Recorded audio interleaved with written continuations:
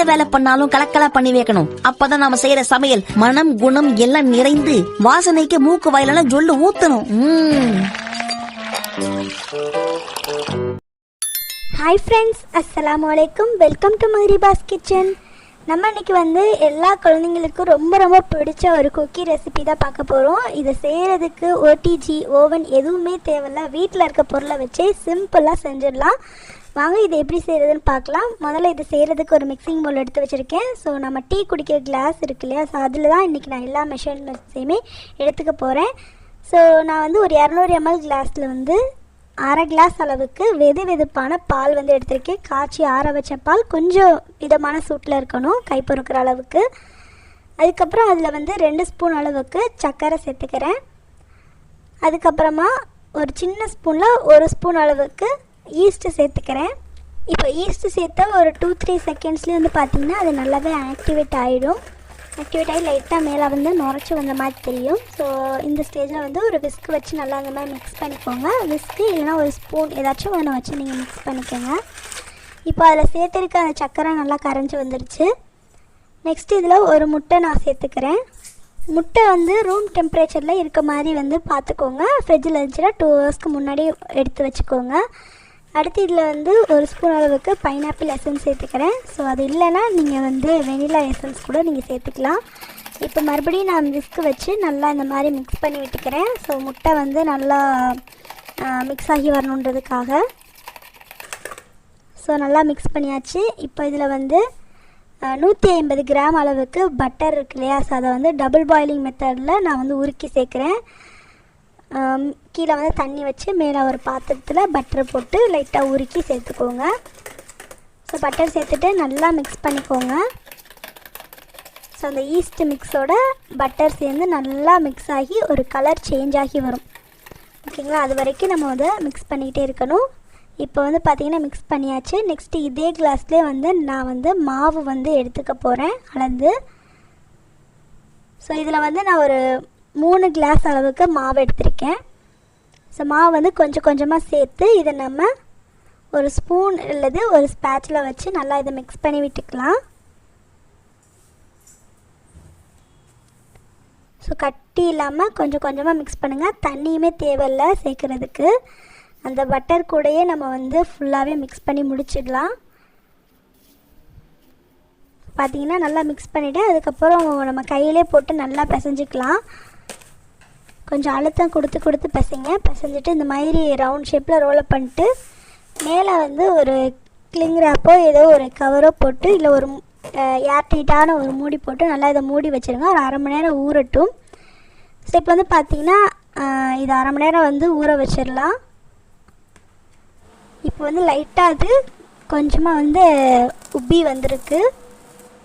இப்போ அகைன் இதை எடுத்து நம்ம பிசைஞ்சிக்கணும். இதை நான் கவுண்டர் டாப் மேலே போட்டு நல்லா கையை வச்சு போட்டு நல்லா பிசைஞ்சிக்கிறேன். ஸோ இந்த மாதிரி வச்சு பிசைஞ்சிக்கோங்க. அடியிலேருந்து எடுத்து கொடுத்து மாவு நீங்கள் எந்த அளவுக்கு நல்லா பிசைகிறீங்களோ அந்த அளவுக்கு நமக்கு குக்கீஸ் எல்லாமே எல்லாம் சாஃப்டாக நல்லா கிறிஸ்பியாக கிடைக்கும். ஸோ ரொம்ப ஓவராக அழுத்தம் கொடுத்து பிசைஞ்சிடாதீங்க. ஸோ இந்த அளவுக்கு போதும். இப்போ இதை ரோலப் பண்ணிவிட்டு நம்ம சப்பாத்தி தேய்க்கிறோம் இல்லையா, அந்த கட்டையை வச்சு நல்லா இதை ஒரு ஸ்கொயர் ஷேப்புக்கு முதல்ல ரொம்ப திக்காகவும் இல்லாமல் ரொம்ப தின்னாகவும் இல்லாமல் நல்லா இந்த மாதிரி ரோல் பண்ணி எடுத்துக்கணும். ஸ்கொயர் ஷேப்பில் முடிஞ்ச அளவுக்கு ரோல் பண்ணி எடுத்துக்கோங்க. ஸோ இப்போ இதை இதுக்குள்ளே நம்ம சுகரை லைட்டாக இந்த மாதிரி ஸ்ப்ரிங்கிள் பண்ண போகிறோம். ஸோ ஃபுல்லாக அந்த டோ இருக்கு இல்லையா, ஸோ அது ஃபுல்லாமே நம்ம இந்த மாதிரி சுகரை ஸ்ப்ரெட் பண்ணி விட்டுக்கணும். ஸோ உங்களுக்கு இடையில சுகர் போட விருப்பம் இல்லைன்னா நீங்கள் ப்ரௌன் சுகர் கூட நீங்கள் யூஸ் பண்ணிக்கலாம். ஸோ ஓகேங்களா, இப்போ ஃபுல்லாக நான் சுகர் ஸ்ப்ரெட் பண்ணிவிட்டு நெக்ஸ்ட் பார்த்திங்கன்னா அதை 2ஆக மடிச்சுக்கிறேன் மாவை. ஸோ ஈக்குவலாக மடிச்சுட்டு இதுக்கு மேலே அகெயின் கொஞ்சம் சுகரை நம்ம ஸ்ப்ரிங்கிள் பண்ணிக்கணும் இந்த மாதிரி. இதுக்கப்புறம் மறுபடியும் இதை நம்ம இந்த மாதிரி மடிச்சுக்கணும். மடிச்சுட்டு இப்போ அந்த ரோலர் வச்சு நல்லா இந்த மாதிரி தேய்ச்சி கொடுங்க. அகெயின் நான் இதை ஒரு தடவை ஃபோல்டு பண்ணிக்கிறேன். ஃபோல்டு பண்ணிவிட்டு நம்ம தேய்க்கிறதுக்கு வசதியாக நான் இதை திருப்பி போட்டுக்கிறேன். ஸோ எட்ஜஸ் எல்லாமே கொஞ்சம் மொந்தமாக இருக்கும், ஸோ திக்காக இருக்கும். ஸோ இப்போ வந்து தேய்ச்சிக்கோங்க நல்லா. ரொம்பவும் தின்னாவும் தேய்ச்சிடாதீங்க, அதே சமயத்தில் ரொம்பவும் திக்காக இருக்கக்கூடாது. நெக்ஸ்ட்டு வந்து பார்த்திங்கன்னா இது மேலே ஸ்ப்ரிங்கிள் பண்ணுறதுக்கு நான் வந்து 1 ஸ்பூன் அளவுக்கு பட்டை பொடியும் 3 ஸ்பூன் அளவுக்கு சர்க்கரையும் எடுத்திருக்கேன். ஸோ அதை வந்து இது மேலே நல்லா இந்த மாதிரி வந்து ஸ்ப்ரிங்கிள் பண்ணிக்கோங்க. ஸோ எல்லா சைடும் நல்லா ஸ்ப்ரெட் ஆகிற மாதிரி ஸ்ப்ரிங்கிள் பண்ணிவிட்டு இந்த மாதிரி கையை வச்சு எல்லா சைடும் ஈவனாக வந்து அந்த சர்க்கரை வந்து போகிற மாதிரி பார்த்துக்கோங்க. அடுத்தது இந்த மாதிரி ஒரு கட்டர் எடுத்துக்கோங்க. கட்டரில் வந்து இப்போ நம்ம குக்கீஸை வந்து ஸ்கொயர் ஷேப்புக்கு கட் பண்ணி எடுத்துக்க போகிறோம். ஸோ நீங்கள் கத்தியில் கட் பண்ணுறதாலும் கட் பண்ணிக்கலாம்.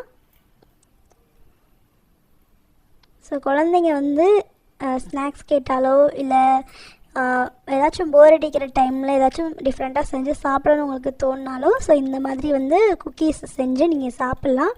குழந்தைங்களும் சரி வீட்டில் இருக்கவங்களுமே சரி ரொம்பவே விரும்பி சாப்பிடுவாங்க.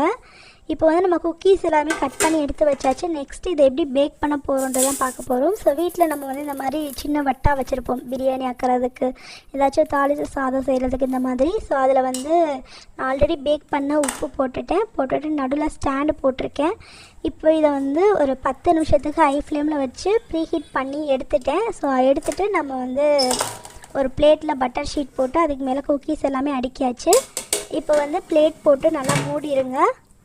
இதுக்கு மேலே வந்து இந்த மாதிரி ஒரு உரலுக்கல்லோ ஏதோ ஒரு வெயிட்டை வந்து வச்சுருங்க. வச்சுட்டு இதை வந்து ஒரு 30 நிமிஷத்துக்கு இது இப்படியே நம்ம வந்து பேக் பண்ண விட்டுறணும். ஸோ இப்போ வந்து பார்த்திங்கன்னா சரியாக இது 30 நிமிஷம் ஆச்சு. ஸோ சில டைம் வந்து 35 நிமிஷம் ஆகலாம். ஆனால் நீங்கள் வந்து லோ ஃப்ளேமில் வைக்கக்கூடாது, low flame to medium flame அந்த மாதிரி வச்சு நீங்கள் பேக் பண்ணி எடுக்கணும். ஸோ குக்கீஸ்லாம் பார்த்திங்கன்னா நல்லாவே வந்து பேக் ஆகி வந்திருக்கு. ஸோ இது இப்போ நான் வந்து உங்களுக்கு காட்டுறேன் பாருங்கள் எந்த அளவுக்கு அந்த குக்கீஸ் வந்து நல்லா நமக்கு பேக் ஆகி வந்திருக்குன்னு. ஸோ ரொம்ப சூப்பராக வந்து வெந்திருக்கு. இப்போ இதை அப்படியே நம்ம சாப்பிடக்கூடாது, ஆறணும். ஒரு 20 மினிட்ஸ் இது வந்து ஆறுனா போதும். இப்போ வந்து பார்த்திங்கன்னா நம்மளுடைய சுகர் குக்கீஸ் சூப்பராக ரெடி ஆயிடுச்சு. அதுவும் ஒரு 2-3 லேயர்ஸ் இருக்கும். ஸோ சாப்பிடும்போது உள்ளே இருக்க அந்த சுகரோட அந்த டேஸ்ட்டும் வெளியில் இருக்க அந்த சுகரோட டேஸ்ட்டுமே வந்து வேறு லெவலாக இருக்கும். ஸோ எந்த அளவுக்கு நல்லா கிறிஸ்பியாக இருக்குது பாருங்கள். ஸோ மறக்காமல் நீங்களும் வந்து இதை உங்கள் குழந்தைங்களுக்கும் வீட்டில் இருக்கவங்களுக்கும் நல்லா செஞ்சு கொடுங்க. மேலே வந்து சாஃப்டாகவும் அடியில் நல்லா கிறிஸ்பியாகவும் இருக்கும். ஸோ இதை ஏர்டைட் பாக்ஸில் வந்து நல்லா ஸ்டோர் பண்ணிட்டீங்கன்னா ஒரு வாரம் வரைக்கும் நீங்கள் வச்சு சாப்பிட்லாம். மறக்காமல் ட்ரை பண்ணி பாருங்கள். எப்படி இந்த ரெசிபி வந்துச்சுன்றதை என் கூட நீங்கள் கமெண்ட் செக்ஷனில் ஷேர் பண்ணுங்கள். இந்த குக்கி ரெசிபி உங்களுக்கு பிடிச்சிருந்ததுன்னா லைக் பண்ணிவிட்டு உங்கள் ஃப்ரெண்ட்ஸ் அண்ட் ஃபேமிலி கூட ஷேர் பண்ணுங்கள். நம்ம சேனலை இன்னும் நீங்கள் சப்ஸ்கிரைப் பண்ணலன்னா சப்ஸ்கிரைப் பண்ணிக்கோங்க. கூடவே பக்கத்தில் இருக்க பெல் சிம்மினை ப்ரெஸ் பண்ணி ஆள் கொடுத்து வச்சுக்கோங்க. இன்னொரு இன்ட்ரெஸ்டிங்காக ரெசிபியோட உங்களை சந்திக்கிறேன். தேங்க்யூ ஃபார் வாட்சிங்.